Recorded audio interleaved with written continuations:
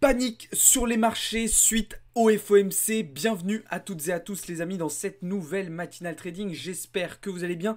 Vous l'avez compris, ce matin, on va revenir sur le FOMC, sur le discours et la conférence de presse de Jérôme Powell qui a eu lieu hier soir. Mais on va aussi très rapidement se tourner vers la journée d'aujourd'hui et celle de demain qui vont être tout aussi importante. Juste avant de commencer, comme d'habitude, je vous invite à vous abonner si ce n'est pas encore déjà fait et surtout à nous rejoindre dans le serveur Discord. Vous avez le lien en bio et en description. Allez, c'est parti, on commence tout de suite. Donc, sans surprise, la Fed a décidé de maintenir ses taux d'intérêt directeurs à 5,5% pour ce premier FOMC de l'année 2024. Donc ça, c'était un petit peu attendu, il n'y avait pas forcément d'incertitude, pas forcément de surprise vis-à-vis de ce résultat, puisque les marchés avaient déjà anticipé une stabilisation des taux pour ce FOMC. Là où c'était un petit peu différent et là où c'était intéressant, c'était surtout sur la suite de l'année 2024 et qu'est-ce qu'allait faire la Fed? Et bien justement, lors des prochains FOMC, quelle politique monétaire elle allait adopter. Donc la grosse question pour hier soir, c'était d'observer le ton général qu'allait adopter Jérôme Powell, le chairman de la Fed.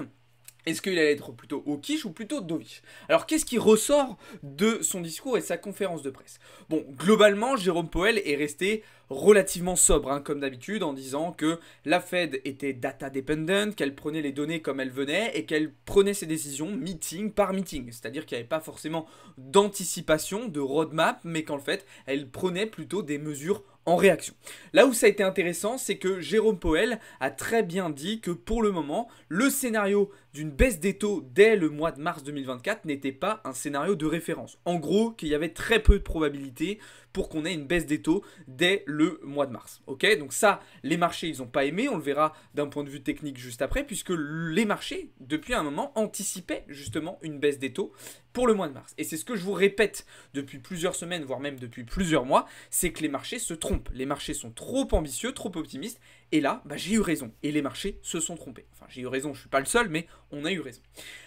Donc Jérôme Powell a rappelé ça. Il a rappelé aussi l'objectif de la Fed, qui n'est pas seulement de ramener l'inflation une seule fois à 2%, mais d'amener l'inflation à se stabiliser sous les 2%. Il a été très clair là-dessus, et c'est là que c'est intéressant.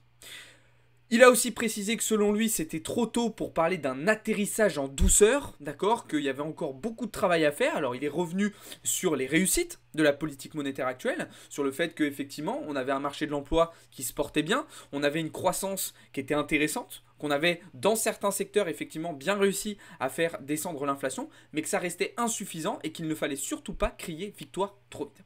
Et enfin, la dernière chose qui a été assez intéressante et un petit peu drôle, j'ai envie de vous dire, c'est qu'il a chauffé à blanc les marchés pour demain. Je vous rappelle que demain, on a la journée NFP, donc rapport sur l'emploi aux États-Unis, en disant, bon alors, on ne s'attend pas à je crois qu'il a utilisé le terme glissement. On ne s'attend pas à un glissement du marché de l'emploi, donc sous-entendu, un glissement négatif, hein, évidemment.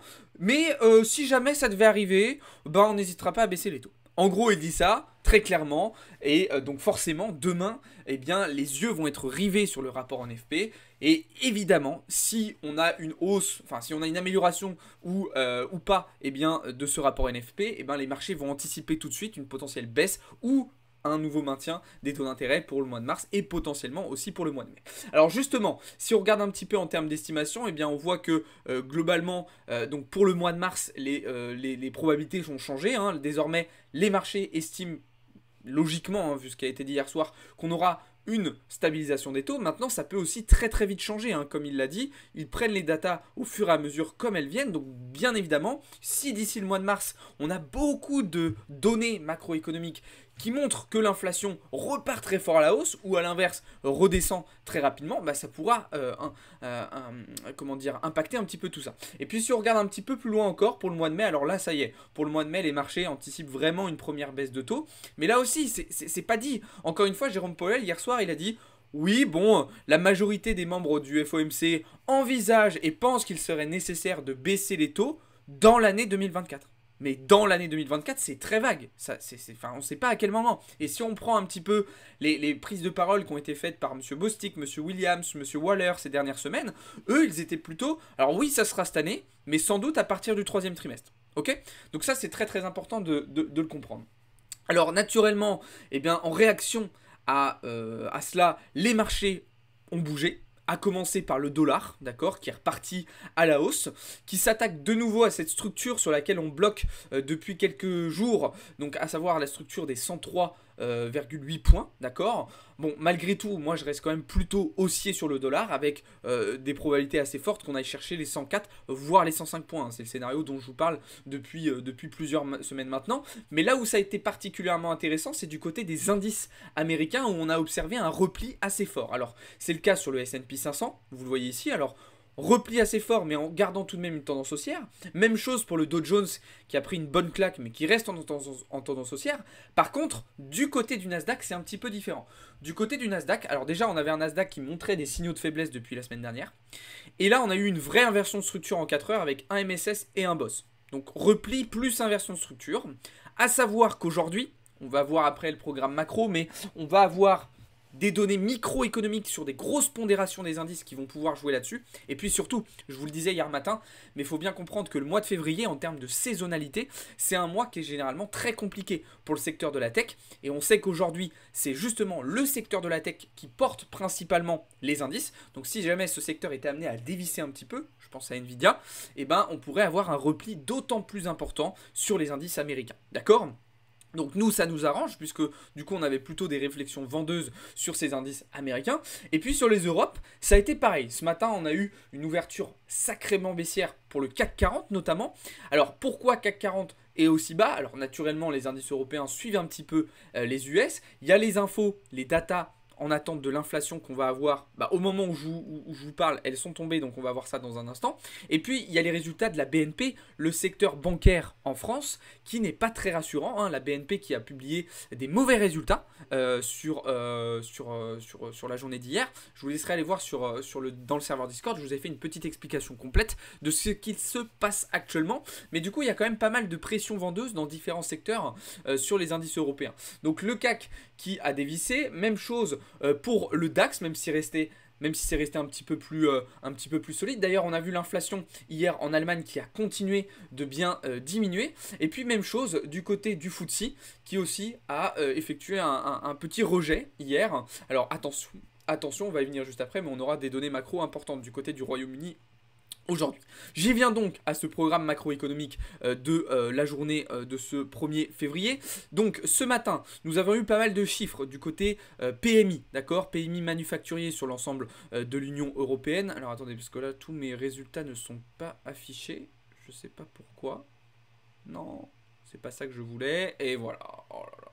Je suis désolé, mais vraiment, Investing, c'est une catastrophe. C'est une catastrophe, ce site me sort par les yeux. Mais à un point, vous ne pouvez pas imaginer. Vous ne pouvez pas imaginer. Et là, du coup, ça m'embête parce que je ne peux pas du tout vous montrer voilà, les résultats que je voulais. Je ne sais pas pourquoi il me ramène ici. C'est pas grave, on va prendre notre mal en patience. En attendant que ça charge et que ça veuille bien se réafficher, on va commencer du coup par la microéconomie. Aujourd'hui, je vous le disais, on va avoir des résultats de grosse pondération des indices et dans le secteur de la tech, puisque c'est Apple, Amazon et Meta qui vont publier leurs résultats aujourd'hui. Donc attention, ça va évidemment avoir un impact sur les marchés financiers. D'accord, donc on suivra ça notamment ce soir et demain matin. Alors on va y arriver, hein, je pense qu'on va y arriver. Je vais juste remettre mes filtres sur Investing et comme ça on va vraiment avoir les infos qui nous intéressent particulièrement. Alors vous allez me dire, je sais, hein, je me plains tout le temps d'Investing, mais je reste dessus, c'est vrai que c'est aussi de ma faute. Bref, donc ce matin, on a eu les chiffres PMI en Europe. Bon, globalement, on a un peu de mieux, mais c'est pas non plus la folie, ok. Et puis surtout les résultats d'inflation. Alors là, c'est pas terrible, parce que l'inflation diminue moins que prévu. Que ce soit sur l'IPC Core d'ailleurs ou l'IPC classique, hein, rate. Donc on a une inflation effectivement qui baisse, mais moins que ce qu'on avait attendu, donc forcément c'est pas une bonne nouvelle. Et puis surtout on reste très éloigné des objectifs de la Banque Centrale Européenne, sachant qu'au-delà d'avoir une inflation qui reste élevée, on a aussi une croissance qui est au plus bas, et regardez, un taux de chômage qui reste lui aussi très élevé à 6,4%, d'accord. Donc voilà pour l'Europe. On aura donc en début d'après-midi, je vous le disais, la décision de la Banque Centrale anglaise sur ses taux d'intérêt directeurs qui, elle aussi, devrait les maintenir à 5,5%, ce qui pourrait amener à nouveau une pression vendeuse sur le FTSE. Ça nous arrangerait d'ailleurs vu qu'on a une position justement à la vente dessus actuellement. Ok. Et puis donc cet après-midi, des données macro du côté américain, donc à savoir les PMI manufacturiers. Là, ce qui est intéressant, c'est qu'on devrait passer en phase d'expansion économique sur les PMI manufacturiers. Alors, bonne nouvelle dans le sens où effectivement ça montre que à nouveau on a une économie américaine qui est résiliente, mais là où ça pourrait poser problème, c'est que du coup ça pourrait participer à un rebond encore plus important de l'inflation. On aura aussi l'indice ISM qui lui devrait rester sous les 50, et puis dans l'après-midi on aura un petit discours de Christine Lagarde, présidente de la BCE. À savoir que demain sera la journée la plus importante de la semaine, je vous le disais tout à l'heure, avec le rapport NFP qui sera publié aux États-Unis. Du côté du VIX, ça remonte un petit peu naturellement, un petit peu plus de stress sur le marché, mais rien d'affolant. On reste quand même sur des niveaux de volatilité assez bas. Ça sera à surveiller tout de même sur cette fin de semaine et tout au long du mois de février. Je termine du côté des tradis avec une petite information importante quand même. Ça fait plusieurs jours que je vous parle un petit peu des différents signaux d'alarme qui s'allument un petit peu partout aux quatre coins de la planète. C'est le cas du côté du crédit bancaire qui se contracte très très fortement et très très rapidement. Et alors il faut savoir que historiquement, lorsqu'on a eu ces contractions assez fortes sur le crédit bancaire, c'était lors des périodes de crise. La dernière remonte au moment des subprimes, donc comme vous le voyez actuellement à l'écran. Donc comme je vous le disais hier matin, il y a quand même pas mal de données qui viennent confirmer que les risques de récession, par exemple, pourraient refaire surface au cours de l'année 2024, en tout cas aux États-Unis. D'accord? Donc il faut rester prudent vis-à-vis de ça. On a vu l'une des banques, une banque américaine qui s'est totalement crashée hier, la New York Bank Corp. C'était une banque d'ailleurs qui avait racheté la Signature Bank l'année dernière lorsque celle-ci avait fait faillite. Donc voilà, il y a Jérôme Powell n'en a pas parlé hier, mais c'est vrai que l'immobilier commercial ça va pas. Les banques régionales, les banques commerciales, ça va pas terrible non plus. Sur le crédit bancaire, ça va pas. C'est très compliqué, c'est ce que je vous expliquais hier soir, mais en fait, si vous voulez, on a quelques secteurs qui cachent la merde, entre guillemets. C'est-à-dire qu'on a quelques arbres qui cachent la forêt, mais si on regarde en dessous, ça va pas. Donc oui, la tech, ça va. Oui, l'administration US, ça va. Le militaire, ok. Ça tient. Mais en fait, derrière, si on va voir en dessous, ça va pas du tout. Et donc, c'est ce que je dis, c'est qu'il y a quelques arbres qui cachent un peu la forêt, qui cachent la misère, en fait, si vous voulez. Et c'est ça que les marchés aussi font, c'est pour ça qu'on a cette décorrélation, c'est que les marchés ne montent et restent haussiers que grâce à ces différents arbres qui cachent la forêt. Mais si ils sont plus là, et ben derrière, on n'a plus que de la merde, et ça peut faire très très mal. Enfin bref, je vais pas m'éparpiller parce que sinon on n'est pas rendu, et je vais vous perdre au fur et à mesure de cette vidéo. Juste pour terminer sur les tradis, et après on passe sur le marché crypto. Globalement, donc on a un gold qui est un petit peu hésitant au vu du comportement du dollar. Personnellement, j'ai tendance plutôt à avoir une réflexion vendeuse, mais pas de setup qui me permet d'envisager une prise de position pour le moment. Et puis sur le pétrole, je reste en observation. Pas forcément de setup qui me plaise plus que ça, là, maintenant, tout de suite, du côté de l'US Oil. Ok ? Donc voilà un petit peu ce que je pouvais vous dire du côté des marchés financiers traditionnels. On va désormais passer du côté du marché crypto qui est dans le rouge ce matin. Ça saigne avec un Bitcoin qui est repassé donc sous les 43 000 $, Ether sous les 2300 $. Et du côté des alts, c'est un petit peu plus hétérogène même si globalement c'est plutôt du rouge là aussi. Alors ça nous arrange, tant mieux, puisque c'était le scénario qu'on avait identifié début de semaine, rappelez-vous, puisqu'on s'était positionné à la vente sur le cours du Bitcoin. Donc là une position qui a été sécurisée avec une prise de profit partiel et un SL remonté ABE. Personnellement, je reste confiant quant à un potentiel retour sur les 40 500 $, notamment lorsque je regarde les données d'order flow. Ok ? Pourquoi ? Eh bien parce qu'en fait, si vous regardez à court terme, qu'est-ce qui se passe ? On a un petit peu comme hier, à nouveau, des acteurs du marché qui essayent de jouer le rebond. Et ça s'observe comment ? Eh bien tout simplement, hop, je vous affiche juste les CVD, je vais y arriver. Voilà. Et bien tout simplement par le fait qu'on a un prix qui remonte un petit peu, mais surtout l'open interest qui repart à la hausse avec les funding qui repartent à la hausse. Ça veut dire quoi ? Ça veut dire qu'on a des acteurs du marché sur les contrats dérivés qui ouvrent des positions majoritairement à l'achat. Et si derrière on n'a pas suffisamment de soutien du côté des spots, eh ben on pourrait tout simplement continuer de descendre pour continuer de squeeze ces acheteurs qui se précipitent un petit peu. C'est exactement ce que je vous expliquais hier matin. Alors attention quand même, on reste prudent parce que on a quand même des zones d'ordre importantes, notamment aux alentours des 44 500 $. Okay, mais pour le moment, je reste confiant quant à un retour sur les 40 500, zone sur laquelle en fonction des confirmations que j'aurai, je pourrais éventuellement prendre une position à l'achat pour viser ensuite les 45 500, 45 600 $. Ok, ça je vous ai déjà expliqué aussi ce scénario. Voilà un petit peu ce que je pouvais dire. Du côté des marchés crypto, il n'y avait pas forcément grand chose d'autre. C'est surtout sur Bitcoin que je me concentre, même s'il y a certains setups sur les altcoins que je vous ai partagé dans le serveur Discord. C'est principalement sur le BTC que je me concentre aujourd'hui et actuellement. Je vous donne rendez-vous cet après-midi désormais pour la session trading du jour et puis ce soir pour un cours de trading et puis tout au long de la journée dans le serveur Discord dans laquelle je vous partagerai mes éventuelles prises de position, analyses et informations de dernière minute.